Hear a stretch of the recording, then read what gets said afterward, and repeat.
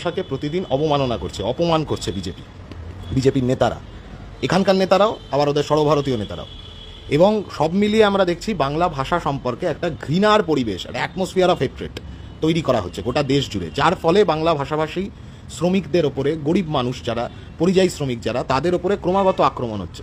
এই জিনিস আমরা কোনোদিন দেখেছি যে একজন গরিব শ্রমিক সে বাংলা ভাষায় কথা বলে বলে তাকে জেসিবিতে করে ছুঁড়ে ফেলে দেওয়া হচ্ছে বর্ডারের কাছে?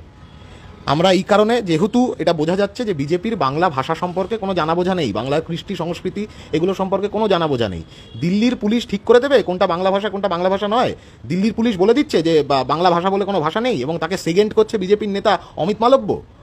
মুরলীধর সেন লেনে যে অফিস, বিজেপির যে সদর দপ্তর, সেই সদর দপ্তরে আজকে আমরা সহজ পাঠের প্রথম ভাগ, দ্বিতীয় ভাগ এবং বর্ণ পরিচয় আমরা পাঠাবো কুরিয়ারের মাধ্যমে, এবং সেই কুরিয়ারের মাধ্যমে যে খামে এই বইগুলি যাবে বিজেপির সদর দপ্তরে, সেই খামের ওপরে স্পষ্ট ভাষায় এটা লেখা থাকবে যে পড়ুন, পড়ান, জানুন বাংলা ভাষা কি।